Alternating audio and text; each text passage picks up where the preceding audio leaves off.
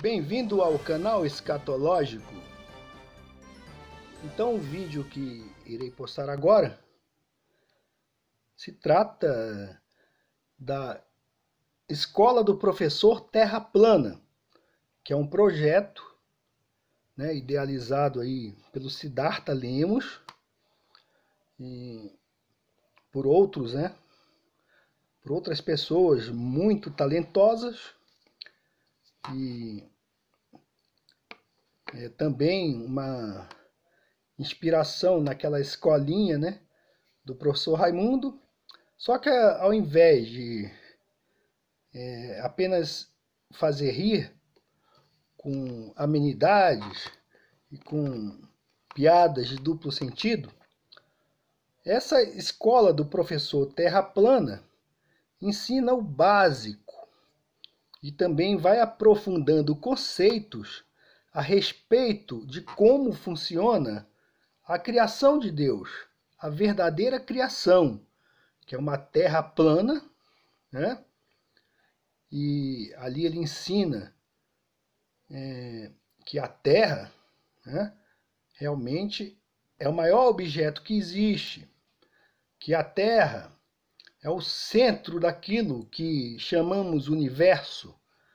Então, eu recomendo, e ali também há o envolvimento de todos os canais terraplanistas, e eu me sinto honrado em ser mencionado nesse canal do professor Terra Plana.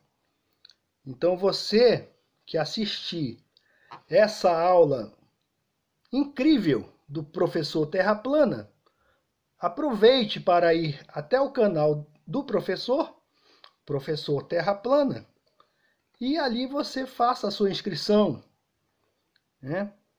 porque você tem muito a aprender, assim como eu, assistindo às aulas do professor Terra Plana. Fica a dica.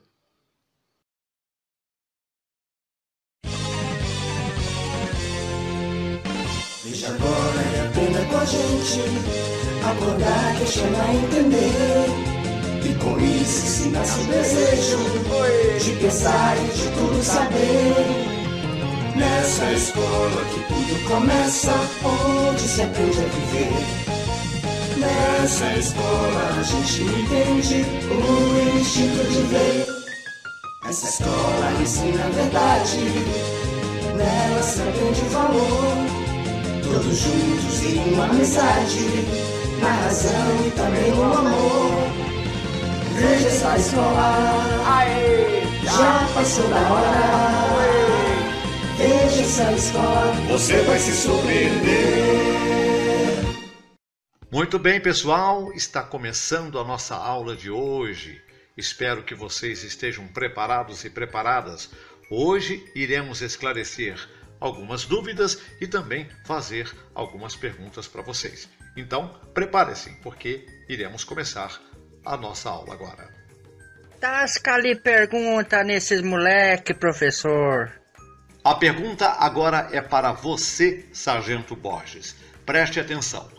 Como é que a gravidade é tão forte que consegue segurar todos os oceanos, edifícios e pessoas presas à superfície da Terra, mas, ao mesmo tempo, tão fraca que permite que os pássaros, insetos, aviões e balões possam voar livremente no céu sem nenhuma ação dessa força misteriosa? Essa eu quero ver ele responder.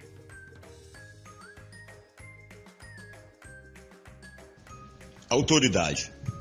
Existe ao redor da Terra uma região conhecida como campo gravitacional, que atrai os corpos para o centro da Terra.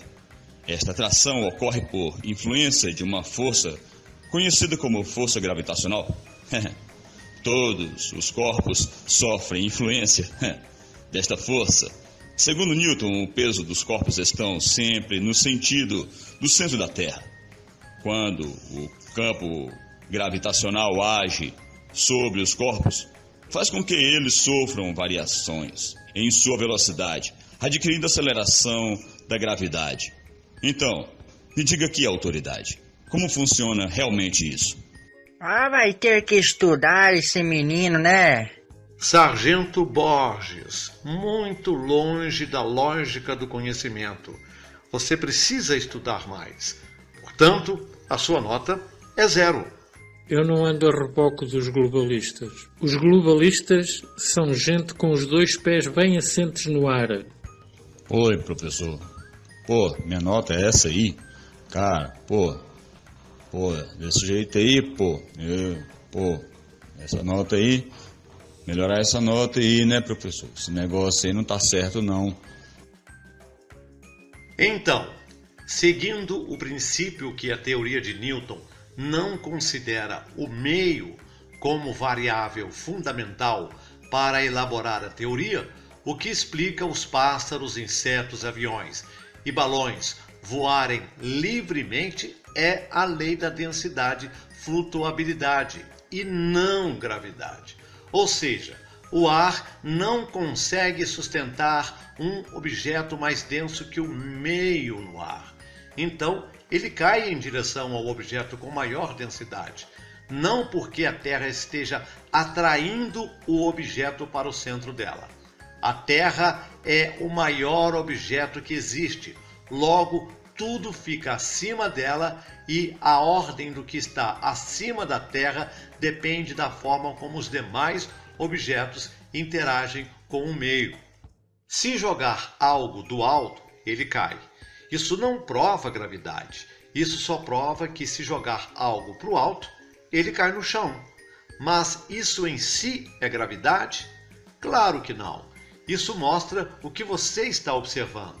Gravidade é o nome que deram para o que é observado, e não a uma força que puxa algo para o centro de um globo. Baseado nisso, podemos concluir que Newton acreditava que um balão cheio de ar afunda dentro da água, porque a borracha do balão seria atraída para o centro da Terra. A teoria da gravidade não considera flutuabilidade no meio, apenas massa mais distância. É isso que observamos? Pela gravidade de Newton, nada iria flutuar na água, porque tudo cai em direção à Terra.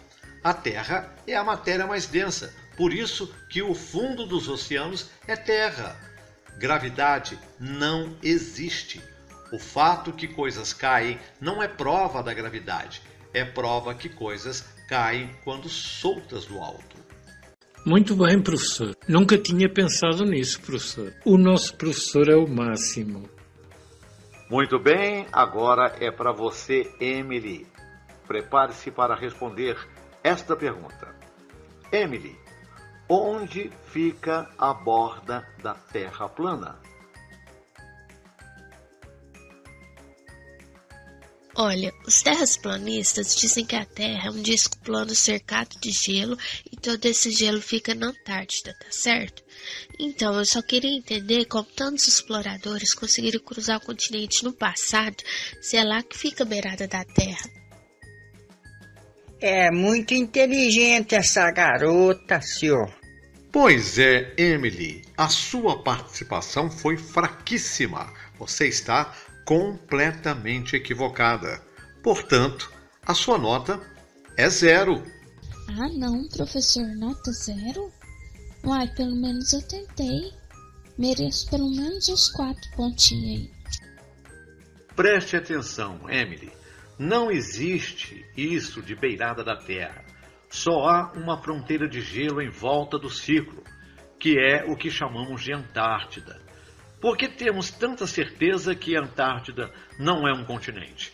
Porque até agora nenhuma rota de expedição humana cortou a Antártida em duas, de uma borda à outra, não em linha reta. A linha sempre é curva. Boa, professor. Ah, agora chegou a sua vez, Silvio Hunter. Responda para o professor.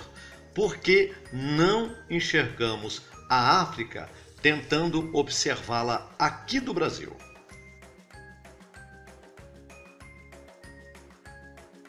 Oi! Mas eu não sei nem como o senhor faz uma pergunta dessa? É uma pergunta tão simples de responder que até dá vontade de dar risada. Mas eu vou te dizer o seguinte, professor. O motivo da gente não poder ver do Brasil a África, pelo simples fato da Terra, ela existir uma curvatura. Então, devido a esse fato, é claro que a gente vai ter que não ver. É como se fosse um pequeno grão de areia.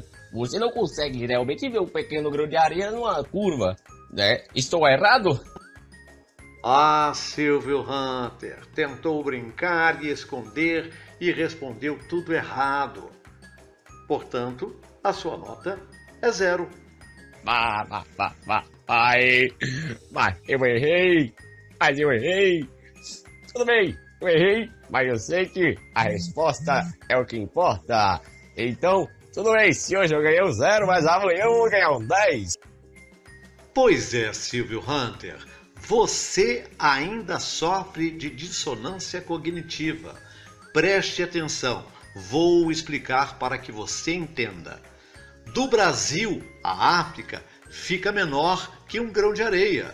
Você realmente acha que iria conseguir enxergar um grão de areia em uma distância de milhares de quilômetros? Um telescópio apenas amplia uma imagem, Silvio Hunter, igual uma lupa.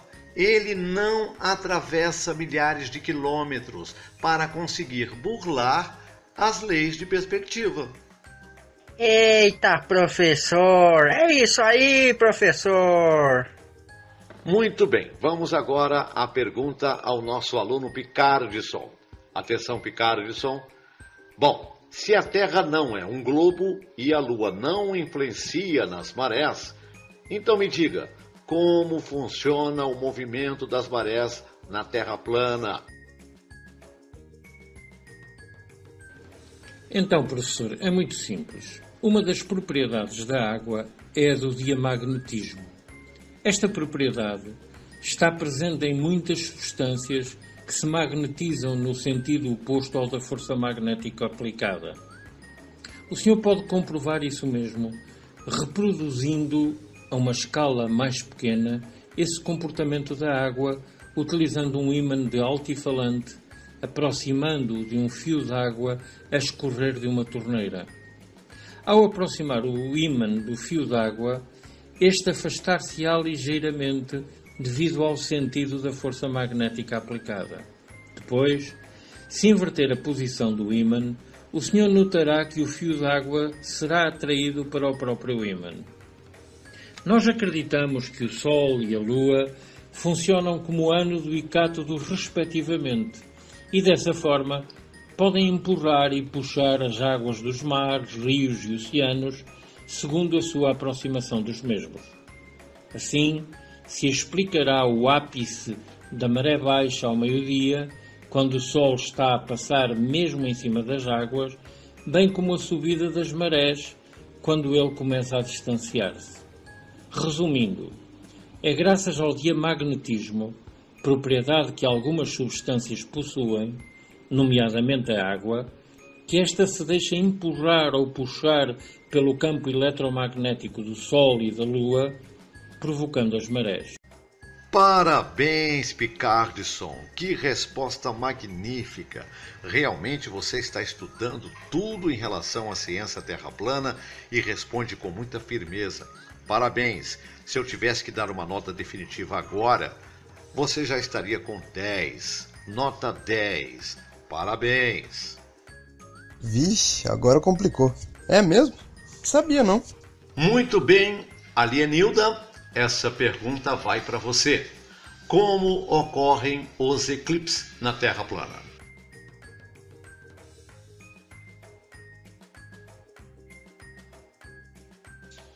Professor, eu acho que posso responder todas as suas perguntas, se o senhor quiser, né?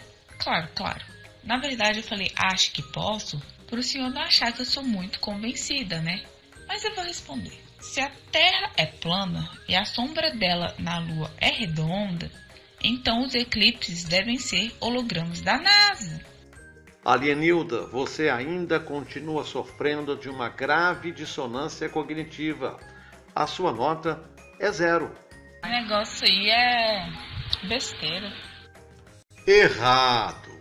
A ideia de que o eclipse é a sombra da Terra projetada na Lua é totalmente errônea, considerando que para o Sol projetar a sombra da Terra na Lua, seria necessário que estes 3 astros estivessem alinhados de maneira paralela. Mas essa hipótese é destruída quando observamos registros de eclipses lunares ocorrendo durante o dia, quando a Lua e o Sol estão visíveis no céu ao mesmo tempo.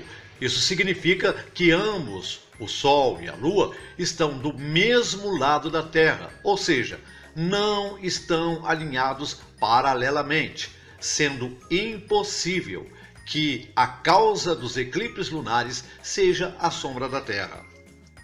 Ainda não há um consenso a respeito do que causa os eclipses na Terra plana, mas considerando a Lua como um luminar translúcido, há suposições de astros não luminosos orbitando a Terra que, em determinados períodos, podem encobrir a luz irradiada pela Lua por um momento, causando assim os eclipses lunares, que, diga-se de passagem, a luz da Lua tem características totalmente diferentes da luz solar, provando que a Lua não reflete a luz do Sol, e sim tem luz própria. Há ainda outras hipóteses para a ocorrência dos eclipses lunares, mas essa é uma das mais aceitas pelos estudiosos do assunto. Tá ficando muito difícil. Eita, lascou de vez agora. Ah, Carioca, eu percebo que você está ansioso para participar de nossa aula. E aqui vai uma pergunta para você. Por que durante mais de 2000 anos não foi provado que a constelação de Órion tem mudado sequer 1 milímetro desde a criação das pirâmides?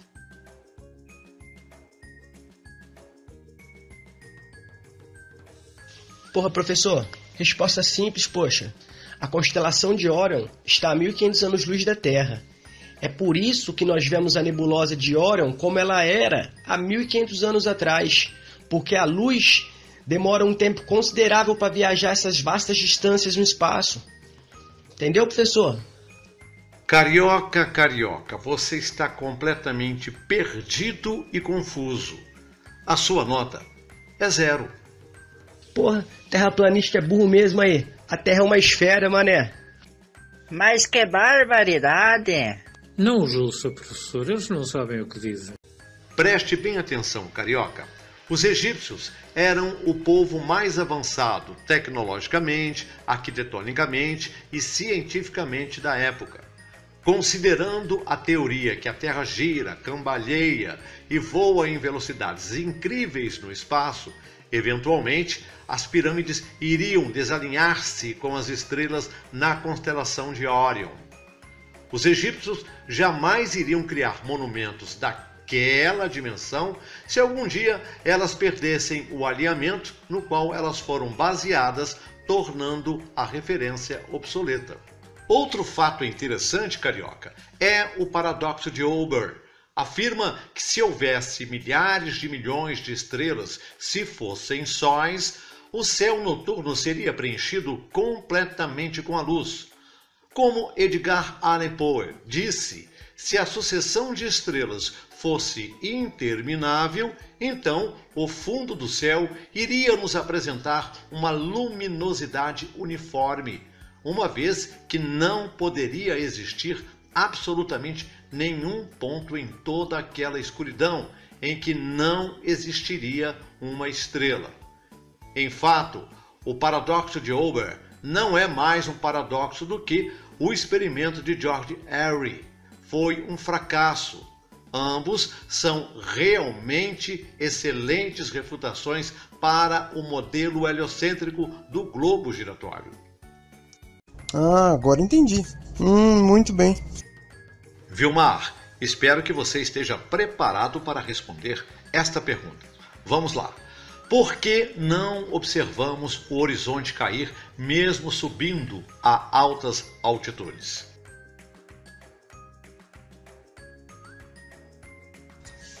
Essa pergunta é muito simples, professor.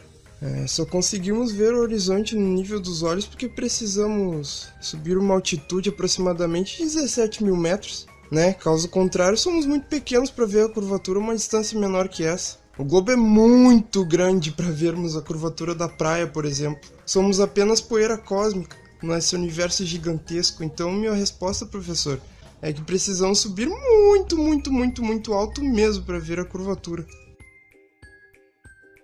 Vilmar, você precisa frequentar mais a nossa escola. Você está muito fraco. A sua nota é 0. Tudo bem, professor. Eu aceito essa nota. Da próxima vez eu estudo um pouco mais e tiro uma nota melhor. Afinal de contas, estou aqui para aprender. Tudo que eu sabia antes eu descobri que era mentira. Então vou me dedicar aos meus estudos e da próxima vez conseguir uma nota melhor. Eles nunca compreenderão. Vilmar, o horizonte sempre se encontra ao nível dos olhos devido às leis da perspectiva que são observadas na nossa Terra plana. Se a Terra fosse um globo, o horizonte iria cair com um aumento de altitude, mas isso não é observado, porque a Terra é plana. O ponto de fuga é ponto diretamente à nossa frente, onde os objetos ficam menores com a distância. Não sei não, professor. Esta gente devia estudar mais. Espetacular, professor. O senhor é o maior. Muito bem dito, professor. Essa eu tô mais perdido do que cego em tiroteio. Beto, meu nobre aluno, preste atenção que agora a pergunta é para você. Por que muitas pessoas rejeitam uma terra plana quando comentamos a respeito? Pois é, professor. Essa pergunta, né, me deixa um pouco meio confuso, né? Para mim, eu acho, né, que a Terra ali, aonde eu moro ali, ela é meio arredondada, sei lá, né, professor? O que a gente sabe mesmo é levantar de manhã, né, e ali tratar os bichos, tirar leite das vacas, né? Mas é uma pergunta meio difícil para mim responder, né? E também a gente entende mesmo é de galinha caipira e galinha da terra, né? Essa é a minha resposta, professor. Beto, você está muito confuso. Infelizmente, a sua nota é 0. Ei, 0, professor. O que eu vou dizer lá em casa? Não, Beto. Preste atenção. Vou explicar.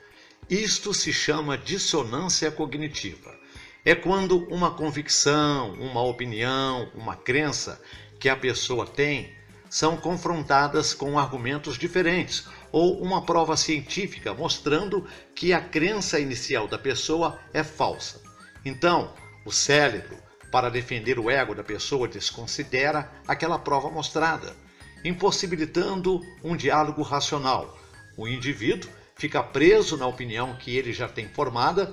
O indivíduo rejeita reiteradamente tudo o que você apresenta, que é contrário à sua crença, isto para não admitir que está errado ou que foi enganado. Ai, essa pergunta não sei não. Bom, agora é a vez do Bernardo. Bernardo, responda para todos nós. Sendo a Terra plana, como explicar o funcionamento de uma bússola? Meu Deus. Ih, essa eu quero ver, hein? Boa pergunta, professor. Boa pergunta. Vamos lá. O Polo Norte fica no centro da Terra plana. E desse centro é emitido energia magnética polarizada, fazendo com que as agulhas dessas bússolas apontem sempre para o centro. Independente do local, país, continente, enfim. Até mesmo no meio do oceano, a bússola vai sempre apontar para a fonte de energia, que está no centro, e jamais ao sul, que para mim é a borda. E você, Bernard, com a sua belíssima apresentação na aula de hoje, respondendo corretamente e com firmeza, a sua nota é 10. Ô, professor, eu tenho um amigo que ele tem uma frase que ele é assim: ele procura sempre estar errado, né? Para que os ouvidos dele estejam sempre abertos a novos conceitos e opiniões, né? Na verdade não é bem assim que ele fala não, né? Mas eu dei uma melhoradinha aí. Exatamente, Bernard. Você respondeu com muita convicção e muita objetividade. Isso demonstra que você estuda a ciência terra plana. E logo, logo, no futuro, será mais um mestre. Temos de ser a locomotiva deste comboio. A cabeça não foi feita para pendurar as orelhas, mas para pensar, duvidar, investigar e concluir. Pois é, pessoal, essa foi a nossa aula inaugural da nossa Escola Professor Terra Plana. Conto com vocês no próximo encontro, aqui nesse canal. E lembre-se, a percepção, o pensar sobre o que vemos e aprendemos são fortalecimentos para o nosso real cognitivo. Até a próxima aula, pessoal. Tchau!